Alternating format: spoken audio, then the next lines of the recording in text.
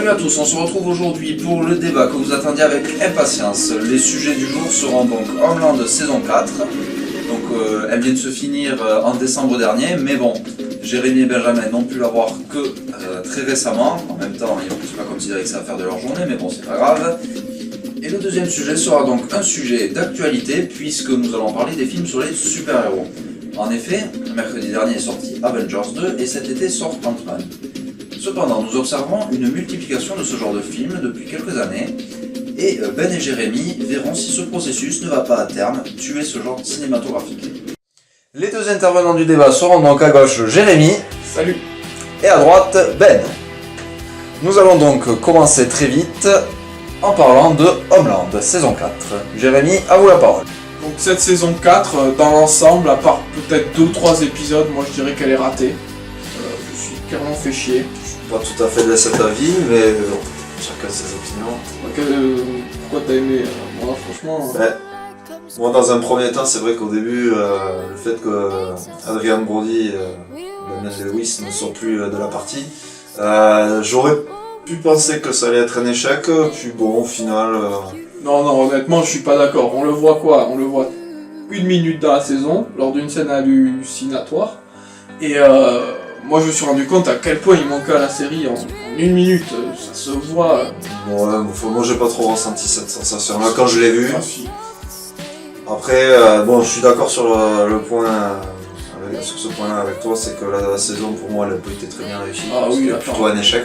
Le début de la saison avec Hassan, quand Carrie elle couche avec le jeune là, mais moi j'étais là devant mon écran, mais what the fuck.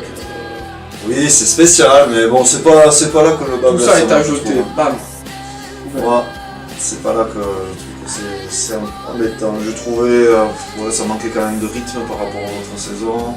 Ah oui, ça oui. Sur les 14 épisodes, c'est ça, 12 épisodes. 12 épisodes présents dans la saison, il y en a peut-être...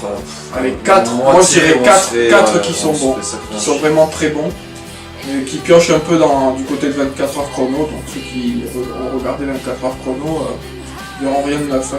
Et ouais, moi je dirais qu'il y en a vraiment 4 de très bons, et le reste, ça oscille entre le très mauvais et le moyen. Et le très mauvais étant le dernier. Voilà, ça très mauvais c'est dernier. Clair et net, c'est que le dernier épisode est vraiment catastrophique. Ah, dégueulasse. On se serait arrêté un épisode avant, franchement, l'intrigue aurait été beaucoup plus importante pour la saison 5.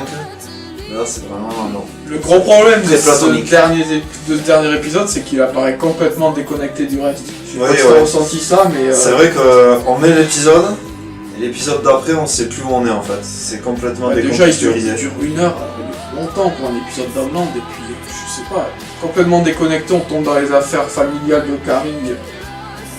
Un peu, on va pas se mentir. C'est vrai que... Ils nous sortent le couple Carrie-Queen. Bon, moi j'étais plutôt un partisan de les laisser chacun de leur côté, pas qu'ils soient en couple. Alors bon, là, ils s'embrassent, et bien sûr, elle assume pas trop, donc lui il va se barrer. Donc on sent bien dans la saison 5 que ça va être des scènes un peu cucu, je le sens arriver. Des scènes grosses comme des maisons là, entre les deux là. Elle qui ne veut pas reconnaître, lui qui s'est barré. C'est possible que ça va. Et je trouve que sans Brody, là, on est d'accord, je pense, sur le fait que le meilleur point de la saison, c'était quand même l'enlèvement de Saul. Ça, c'était quand même... Le Saul, l'attaque de... La tension, moi je trouvais... de la station. J'ai trouvé que la tension, quand ils vont pour échanger les otages, là, à l'aéroport, c'est quand même prenant, hein. On est à fond dedans. Oui, on est quand même bien. C'est vrai que la prise de l'ambassade est quand même... La prise de l'ambassade est quand même assez réussie. Ouais. Mais on est à fond dans le truc, quoi. Ouais, c'est quand même bien fait. Et puis le méchant, il est quand même... Oui, Akani a un certain charisme. Un certain charisme, et puis oui, moi j'ai trouvé qu'il était pas... Il a c'est un personnage complexe, ouais, voilà, c'est pas un il simple... est pas méchant pour être méchant. Voilà, c'est ça. C'est pas un simple terroriste comme on peut en voir...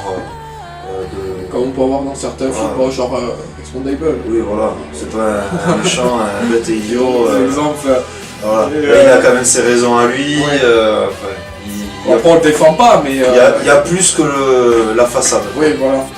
Mais après, sinon, moi personnellement, j'ai trouvé Carrie, enfin l'interprète de Carrie, Claire Danes, Moi je l'aime pas trop. Elle joue bien, mais honnêtement, je trouve qu'elle en fait beaucoup trop. Quand elle se met à pleurer, au bout d'un moment.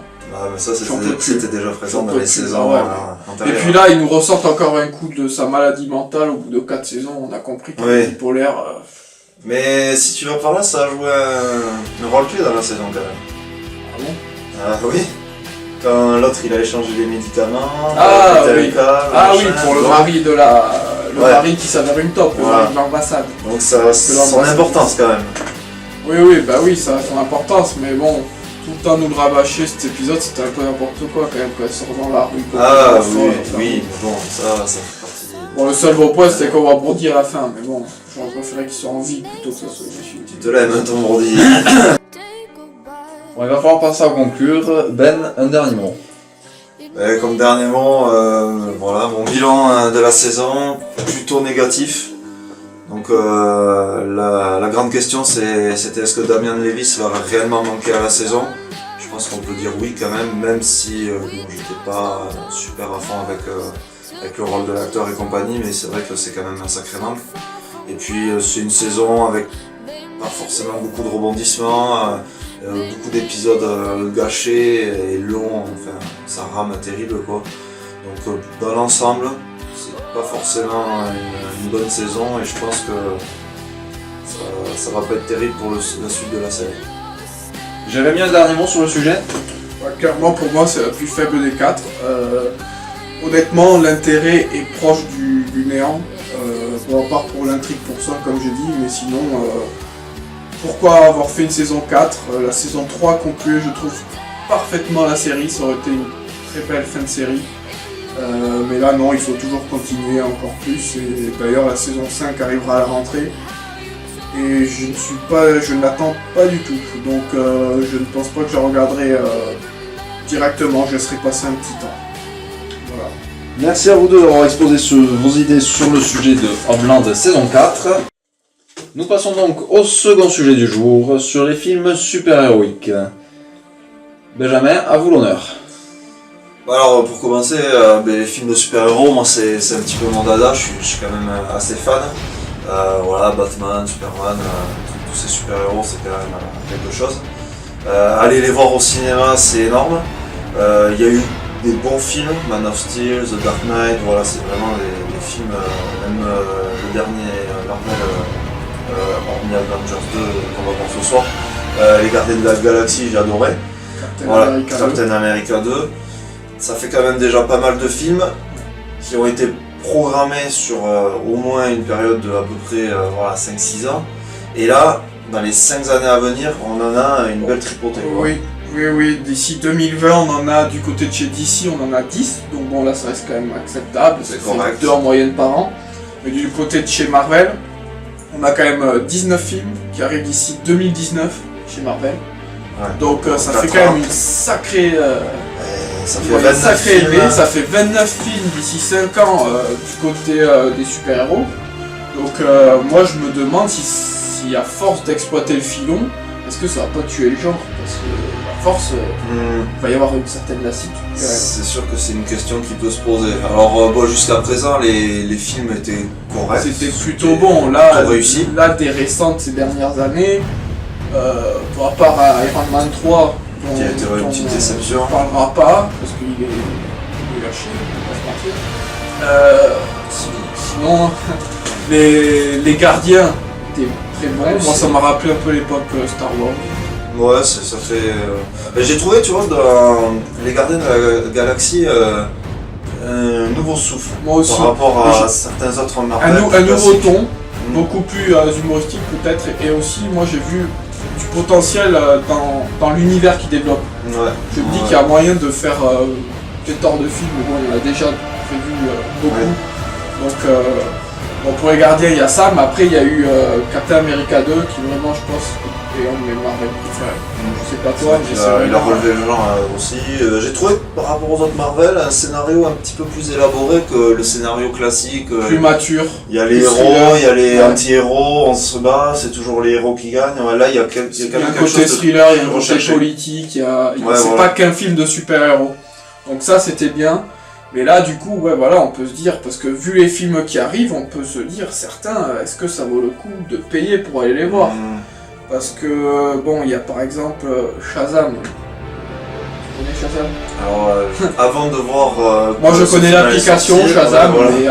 Après, c'est vrai que j'en avais jamais entendu parler, moi non plus, il est tombé comme un cheveu sur la soupe. Honnêtement, il y a des projets qui sont quand même alléchants, donc ça sera inévitable d'aller voir. Par exemple, Batman vs Superman, Ouais, ça c'est un rêve de gamin. c'est- Donc celui-là, c'est obligatoire, mais il y en a d'autres moins connus, et moi je me pose la question, est-ce que le public ne va pas se lasser un moment? Parce que